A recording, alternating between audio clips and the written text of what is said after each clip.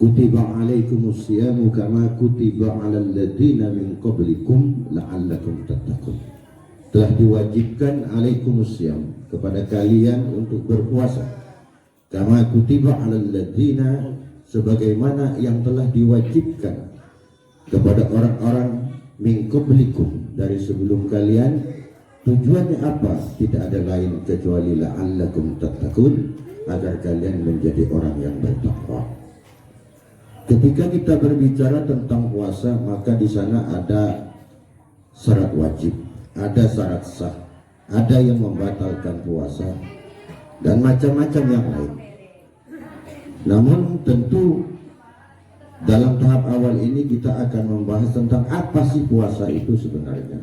Jadi menurut ulama, di dalam kitab ini dijelaskan bahwa yang disebut dengan puasa itu adalah wa-huwa asyamu wa-huwa was-shaumu. Yang disebut siam atau shaum, ini dua kalimat ini sama sebenarnya, beda kalimatnya tapi sama, tetapi sama dua-duanya masdaron. Masdaron ini artinya dua-dua isim masdar semuanya. Makna dari keduanya ini adalah lughatan. Ada makna menurut letterlock. Letterlock itu bahasa. Kalau menurut istilah kerennya hari ini itu disebut dengan istilah etimologi. Jadi pengertian secara bahasa yaitu al-imsaku, artinya menahan. Jadi segala sesuatu apapun yang disebut menahan itu puasa. Pengertian secara umumnya. Bapak-bapak tidak berbicara dari pagi sampai sore atau sampai besoknya, itu berniat tak ngomong, itu juga puasa. Tetapi yang dimaksud di sini ini pengertian lughahnya. Tetapi pengertian secara istilah wa syar'an imsakun an mubtirin biniyatin maksusatin jami'an harin qabilin lis-shaumi min muslimin akilin tahirin min haidin wa nifasi. Jadi yang dimaksud dengan puasa menurut pengertian terminologinya, pengertian istilahnya adalah menahan an-mubtirin, dari yang membatalkan, biniyatin maksusatin, dengan niat khusus. Jadi ada niat khususnya. Jami'an arahin, sepanjang hari. Qabilin lis-shaumi, yang diniatkan untuk berpuasa, min muslimin, dari orang Islam, akilin, yang berakal, tahirin, yang suci, min haidin wa nifasin, dari haid dan nifas. Itu puasa. Jadi kalau dari pengertian ini dapat kita simpulkan, berarti kalau orang gila tak wajib, berarti kalau orang haid tak wajib, berarti kalau orang nifas tidak ada kewajiban di situ. Namun nanti ada kategori hukumnya. Kalau orang tidak berpuasa sebabnya karena apa loh? Kalau dia tidak berpuasa karena dia ada halangan, musafir atau karena sakit. Jadi kalau karena sakit ada dua penyebabnya. Yang pertama, dia tidak boleh berpuasa ketika kalau berpuasa dia sakitnya akan makin parah. Maka secara syariat di dalam agama tidak boleh dia berpuasa, tetapi nanti dikodok pada bulan yang lain. Atau yang kedua, kalau dia dipaksakan berpuasa, nanti sakitnya bertambah. Menurut perkiraan logika, menurut perkiraan keilmuan kedokteran yang membidangi. Contoh kalau berpuasa nanti yang seharusnya 1 minggu sakitnya bisa 15 hari, maka tak boleh dia berpuasa. Tak boleh juga dia berpuasa, bukan tak boleh, boleh. Ini rukhsah dari Allah, tapi ada keringanan. Apa? Kalau kita musafir, wa in kana maridan aw ala safarin fa iddatum min ayyamin ukhra. Ketika kalian lagi sakit atau di dalam perjalanan. Jadi musafir itu batasnya adalah batas masafatul qasri, batas kita bisa mengqasar salat. Jadi ulama banyak macam pendapat tentang jarak tentang masa Fathul Qasri ini. Jadi ketika bapak-bapak mau ada musafir perjalanan, ada pernikahan keluarga di Pontianak, di mana itu lagi Ramadan, boleh bapak buka di jalan kalau memang tidak mampu untuk berpuasa pada hari itu. Yang pasti perjalanannya itu perjalanan yang diperbolehkan oleh agama, bukan perjalanan yang dilarang oleh agama. Aku ini mau musafir, mau kemana? Mau ke Pontianak. Jadi tak bisa puasa aku ni. Emang kau apa di Pontianak teh? Ntar ngabung. Tak kenging. Kenapa? Karena itu perjalanan dia itu perjalanan maksiat. Jadi banyak literatur kitab-kitab itu yang bisa dijadikan landasan tentang puasa ini, tentang hukum-hukum ini. Ada kitab itu Madhhabul Khamsah. Kitab itu fikih 5 madhab ada Madhhabul Arba' 4 madhab ada kitab seperti Baituri ini ada. Maka tinggal kita nak mengambil dasar. Yang penting ketika menjalankan ibadah, jangan sampai kita menjalankan ibadah itu tidak sesuai dengan real atau garis yang telah ditetapkan oleh Al-Quran, hadis dan ijma'. Itu jangan sampai. Itu harus. Ada lagi kita mau mulai puasa. Contoh, inilah gunanya adanya madhab ini. Ada madhab Syafi'i, Maliki, Hanafi, Hambali. Kalau ada orang yang mengatakan kenapa kita harus pakai madhab, kenapa kita tidak langsung Al-Quran saja, kenapa kita tidak langsung hadis saja, pertanyaannya, kau yang mengatakan seperti itu tuh kamu ngaji itu tahu dari siapa? Dari ulama. Pola kembi sengaja TV kapan keluar jembun langsung hafal Quran, langsung paham Quran, langsung paham hadis. Tidak. Belajar dari ulama. Justru ada pendapat ulama inilah memudahkan kita, memudahkan umat ini untuk memahami. Justru karena adanya hilafiyah dari para ulama ini, kita tidak kesasar di dalam menjalankan agama ini. Coba kalau setiap kita diberi kebebasan untuk menafsirkan Al-Quran, setiap kita diberi kebebasan untuk menafsirkan hadis, kula nafsir kemana kula, yang lain menafsir dengan kemauan yang lain, 100 orang menafsirkan Al-Quran, maka 100 versi akan muncul. Ketika 1000, maka 1000 versi akan muncul. Habis hancur lebur agama ini. Inilah pentingnya adanya madhab. Nah, contoh satu di antara Ramadan ini, kalau Imam Syafi'i, kita niat puasa itu harus setiap hari malam itu sebelum imsak kita sudah niat. Kalau puasa wajib itu tidak boleh kita niatnya siang, harus malam sebelum imsak. Itu Imam Syafi'i. Kalau Imam Malik boleh sebulan full itu niatnya sekaligus saja. Apa manfaatnya bagi kita orang Islam ini? Maka manfaatnya bagi kita di malam pertama itu kita niat. Yang pertama niat menurut madhab Imam Syafi'i, setelah itu niat menurut madhab Imam Malik. Agar apa? Kita tidak tahu besok lusa, takut kita kesiangan tak sahur, malamnya kita tak sholat tarawih. Kalau sholat tarawih kan lepasnya ada niat tuh bareng-bareng. Kalau tak tarawih, kemudian kita kesiangan tak niat, tahu-tahu sudah jam 7 pagi. Kalau tidak ditaklid ke Imam Malik, maka puasanya tidak sah. Apa yang biasa kita baca kalau niatnya Imam Syafi'i? Nawaitu shauma ghadin an ada'i fadlis syahri Ramadani hadhihi sanati lillahi ta'ala. Jadi yang benar itu saya jelaskan sedikit.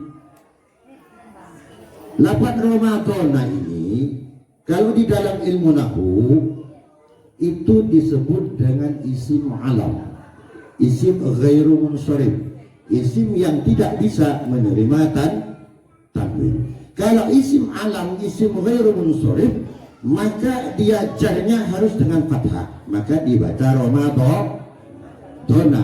Kapan isim ghairu munsharif itu bisa dibaca? Tergantung amil yang masuk ke kalimat itu. Saat dia pertama kemasukan al, yang kedua dimudhofkan namanya. Menurut ilmu nahwu dimudhofkan. Apa kaidahnya? Kaidahnya di dalam alfiyah wal jarru bil fathati ma lam yansurib la yansurib ma lam yudab aw yakuba da al-radib. Jadi isim ghairu munsharif itu selamanya dia akan dijarkan dengan fathah ketika dia tidak dimudofkan dan tak kemasukan al. Maka yang benar adalah cara membacanya nawaitu shauma ghadin an adai fardhi syahri ramadhani hadhihi sanati lillahi ta'ala. Ketika dia dimudofkan kepada isim sesudahnya. Jadi kalau dalam kitab itu dijelaskan, kalau di dalam kitab I'anatul Talibin itu juz 2, silakan para santri dilihat, para ustaz-ustaz. Di dalam juz 2 halaman 253 itu dijelaskan ada ini, masalah ini ada. Kalau di dalam kitab Kasyifatus Syajah itu Sarah Safinatun Najah itu halaman 7 bisa dicek. Kalau di dalam kitab Nihayatus Zaid itu halaman 186 itu bisa dicek yang menjelaskan tentang ini. Kalau di dalam kitab ini Baijuri ini itu ada di juz 1 halaman 430, bisa silakan dicek tentang alasan ini. Yang dibaca Ramadan itu kapan? Kalau dibaca gini, nawaitu shauma ghadin an ada'i fardhi syahri ramadhana lillahi ta'ala. Hadis sanatinya tidak ada. Kenapa? Karena Ramadan itu dibaca jar karena dia dimudofkan ke kalimat sesudahnya. Yukra'u ramadhana bil jarri wa bil kasri liyakuna mudhafan lima ba'dahu wa huwa ismul isyarati. Jadi dimudhafkan ke isim isyarah menjadi Ramadhani. Tetapi apapun itu bacaannya, kalau di dalam puasa Ramadan itu yang terpenting adalah bagaimana kita niatnya, jangan sampai salah. Ketika niat salah maka puasanya akan batal. Kalau hanya kalimatnya seperti ini, yang penting niatnya tidak salah, maka tidak akan merusak kepada puasa. Akan tetapi kata ulama, in taghayyarul lafzi taghayyarul makna. Apabila kalimat lafadznya itu berubah, maka akan berubah pula maknanya. Makanya hati-hati, itulah pentingnya orang belajar gramatika Arab. Maka tidak mudah, saudara sekalian. Tidak mudah orang itu bisa membaca kitab, itu tidak mudah. Orang hafal Quran belum tentu dia bisa baca kitab. Tetapi kalau orang sudah pandai baca kitab, dipastikan dia itu akan paham tentang Al-Quran. Yang baik yang seperti apa? Hafal Quran dan pandai baca kitab. Makanya semuanya ada kaplingannya masing-masing, ada bidang masing-masing. Orang hafiz Quran itu subhanallah, pahala dari Allah subhanallah luar biasa itu. Karena dialah penjaga Al-Quran di dunia itu adalah para hafiz Al-Quran. Nahnu nazzalna dzikra wa inna lahu lahafizun, kata Allah. Sesungguhnya kami yang telah menurunkan Al-Quran dan kami juga yang menjaga Al-Quran melalui hafiz-hafiz Quran itu. Tetapi untuk memahami isinya, dia tidak akan bisa kalau dia tidak pandai membaca kitab. Membaca kitab syaratnya banyak. Harus pandai gramatika, nahwu, sorof, balaghah, mantik, i'lalus sorfi dan sebagainya. Banyak. Jadi kalau bisa hafal Quran, alim kitab. Jadi ketika kembali ke pembahasan ini, jadi niatnya malam itu, malam Ramadan itu kita niat nawaitu shauma ghadin an adai fardhi syahri ramadhani hadhihi sanati lillahi ta'ala. Kalau disambung hadhihi sana itu namanya kembali ke takyin lagi kalau dalam hukum. Kalau hadhihi sanati disebut pakai ramadhani. Kalau yang tidak pakai hadhihi sanati, nawaitu shauma ghadin an adai fardhi syahri ramadhana lillahi ta'ala. Kenapa? Karena sudah ditakyin di lafaz shauma ghadin. Apa salahku? Berlaku bila bulan enggak, bila tahun enggak, iya maksudnya. Takyin. Nah, setelah itu baru kita niat taklid ke Imam Malik. Caranya terbaca senikah. Nawaitu shauma jami'i syahri ramadhani hadhihi sanati taklifan li imami malikin lillahi ta'ala. Caranya. Jadi saya niat puasa besok sebulan full, seluruh bulan Ramadan ini. Karena niat taklif ikut kepada Imam Malik karena Allah Subhanahu wa taala. Maka besok lusanya ketika kita lupa, tidak niat malamnya karena kesiangan, nah puasa kita bisa diteruskan. Karena kalau puasa wajib, kita wajib niatnya itu harus sebelum lain dengan puasa sunnah. Mau puasa sunnah boleh, yang penting sebelum tergelincir matahari. Pagi itulah niat bisa, biarpun sebelum isya. Nah ini yang dimaksud dengan, jadi jangan ada perdebatan kalau hanya hal-hal kecil seperti itu, karena memang masing-masing ada dasar hukumnya. Yang pasti yang tidak boleh itu adalah kita merubah tradisi-tradisi apa yang telah dicontohkan oleh salafus sholihin. Kenapa? Karena yang kita pelajari ini, ilmu yang kita baca di kitab ini yang disusun oleh para salafus sholihin. Tidak boleh kita itu kurang ajar soal adab, tidak ada yang ngatur. Jadi mohon pada ustad, orang penter, masalah penter, kemudian mengubah tradisi ubudiyah amaliyah yang telah ditinggalkan oleh para salafus sholihin. Berarti taklim atau ta'alim tak nangkep itu. Tak nangkep. Belum.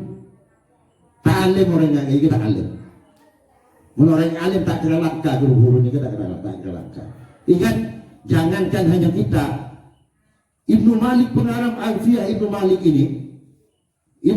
ini Pak, si wajib nadoman di mukaddimah nadomannya itu, wa taqtadirutan bi ghairi sukti fa'ikotan alfiyatan libukti. Apa sombong? Ibnu Malik ini saking hebatnya, saking alimnya dia bisa mengarang kitab yang melebihi dari gurunya Ibnu Mukti. Karena itu apa? Muncul sifat kemanusiaannya, muncul kesombongan dia, sombong dia. Apa kata dia? Fa'ikotan alfiyatan libukti. Kitab punya lebih tinggi daripada karangan Ibnu Mukti. Ibnu Mukti itu gurunya. Akhirnya apa? Allah tidak berkehendak, kemudian Allah lagi hilangkan ilmunya. Ada ilmunya. Kemudian sadar, baru dilanjutkan di nadoman yang lain di Alfiyah itu, wa huwa bi sabkin haisun tabdila mustaujibun sana'iyal jamila.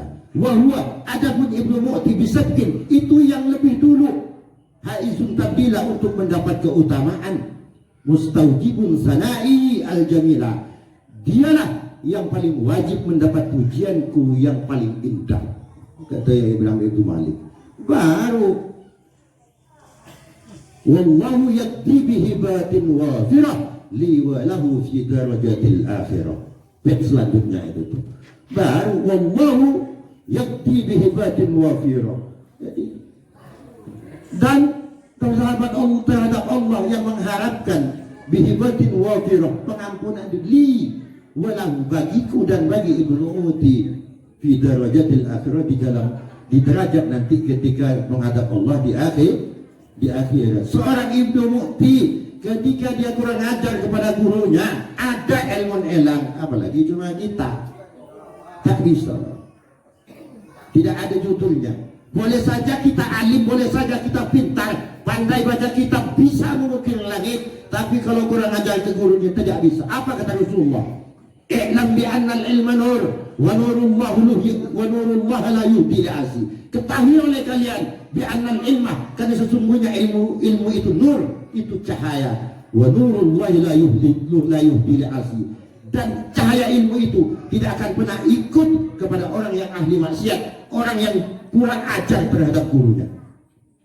Makanya ini semoga menjadi koreksi untuk kita semua, untuk saya pribadi dan kita semua. Mengaji anak, yang mengajikan anak, memondokkan anak, maka tidak semua anak yang mondok itu bisa alim. Kenapa? Ada masalah-masalah yang kadang-kadang orang tuanya, kadang-kadang anaknya tidak paham. Justru persoalan yang menyebab menjadi penghambat dia untuk menjadi orang alim itu dilakukan. Betapa banyak hari ini orang kurang ajar, tidak sopan terhadap gurunya karena merasa lebih pintar dari gurunya, kemudian dia langka di guru. merasa dia sudah alim, kemudian dia membuat fatwa-fatwa yang justru fatwa itu telah dicontohkan oleh ulama salafus sholihin. Ilmu yang ada di dirinya pun itu didapat dari kitab-kitab yang dikarang oleh ulama salafus sholihin. Ini tadi malam kita nisfu Sa'ban, kita sholat 2 rakaat nisfu Sa'ban, kita puasa baca Yasin. Nah itu ada dasarnya apa tidak? Ada. Kalau ada orang mengatakan tidak ada dasarnya, orang sholat nisfu Sa'ban itu, saya tidak akan mengatakan dia itu salah, tidak. Tetapi jangan coba-coba nyalahkan kami yang menggunakan itu. Karena saya punya dasarnya. Kapanpun, kalau tak siang, malam, sore, kapanpun datang ke rumah, saya ingin berjadalah, saya ingin belajar kepadanya. Kalau ada yang mengatakan itu tidak ada. Itu ada dasarnya semua di kitab banyak. Mungkin tak berapa kitab akan saya siapkan di depannya, akan saya bacakan di depannya. Kalau ada yang mengatakan bahwa sholat nisfu Sa'ban itu tidak ada, jangankan tentang nisfu Sa'ban yang sudah dicontohkan oleh para ulama, tentang hadis dhaif sekalipun kata ulama, kalau memang dia itu persoalan fadailul amal, maka itu dianjurkan untuk dilakukan. Apalagi ini memang ada dasarnya, al-muhafadzatu alal qadimis shalih wal aqdu bil jadidil aslah. Kita itu harus mempertahankan tradisi-tradisi agama yang telah dicontohkan oleh para ulama, tetapi kita juga tidak bisa menutup diri. Kita harus open, kita harus terbuka terhadap metode-metode baru yang dianggap lebih baik, tapi yang dimaksud di situ bukan merubah ubudiyah yang telah dicontohkan oleh para salafus sholihin. Tidak boleh, Pak. Tak oleh kurang ajar menjawab Gus Dur, tidak bisa. Jadi kembali ke puasa ini sebagai pengetahuan kepada kita semua, maka malam pertama itu kita niatkan niat dua. Ya, niatkan dua. Mudah-mudahan diingat tadi yang telah saya sampaikan itu. Wah, yang disebut dengan puasa itu adalah kita itu menahan dari yang membatalkan mulai terbit fajar sampai terbenam matahari. Terus yang selanjutnya, wa syaraitu wujubi siyami salah satu asya.